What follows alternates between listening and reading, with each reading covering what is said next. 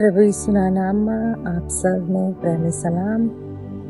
મારું નામ મેગિન છે અને હું કેનેડાથી મારી સાક્ષી આપું છું. અને આજે સાક્ષી આપવાને માટે તારાબેન અને સંદીપ જીજુએ મને જે તક આપી છે તેને માટે હું બંને સેવકોના ખરા હૃદયથી આભાર માનું છું. મારી એક સાક્ષી એ છે કે હું હાલ અત્યારે કેનેડામાં છું, બટ જ્યારે હું ઇન્ડિયામાં હતી અને ત્યારે મારે ફોર વ્હીલર શીખવાની હતી. તો મેં જે ડ્રાઇવિંગ ક્લાસ કરવાના હતા એ ડ્રાઇવિંગ ક્લાસ તો મેં કરી દીધા અને ત્યારબાદ હવે પોતાની મેતે ચલાવવાની હતી. તો જ્યારે પણ હું ગાડી લઈને બહાર નીકળું ત્યારે મારામાં એક ભયનો આત્મા રહેતો. મને એવું થતું કે કદાચ મારું જજમેન્ટ સાચું નહીં હોય તો, કદાચ મારાથી કંઈ ભૂલ થશે તો, કદાચ હું ગાડી નહીં શીખી શકું. મારામાં એટલો સ્ટેમિના, એટલો કોન્ફિડન્ટ અને એની જે સ્ટ્રેન્થ જોઈએ ગાડી ચલાવવા માટે એની થોડી મને કમી મહેસૂસ થઈ. અને આખરે મેં વિચાર્યું કે હવે રહેવા દે, મારે નથી કરવું.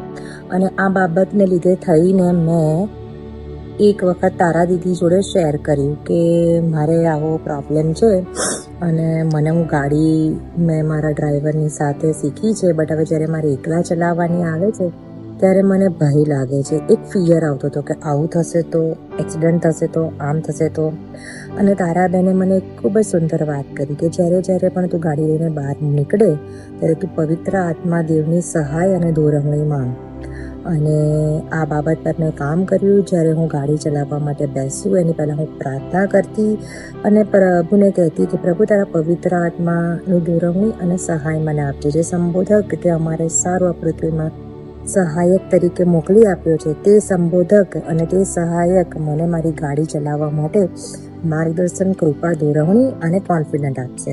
અને આ જ રીતે હું ત્યાં ગાડી શીખી ગઈ. ત્યાં મેં ખૂબ જ સારી રીતે ગાડી ચલાવી અને ત્યારબાદ અહીંયા આવીને પણ એ મારા અનુભવને કારણે મને અહીંયા પણ ડ્રાઇવિંગ લાઇસન્સ મળી ગયું.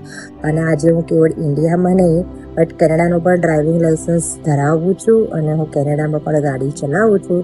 આપ સૌને એ પવિત્ર આત્મા દેવની દોરવણીને કૃપા મળી રહે એ જ મારી પ્રાર્થના અને શુભેચ્છા. આમેન.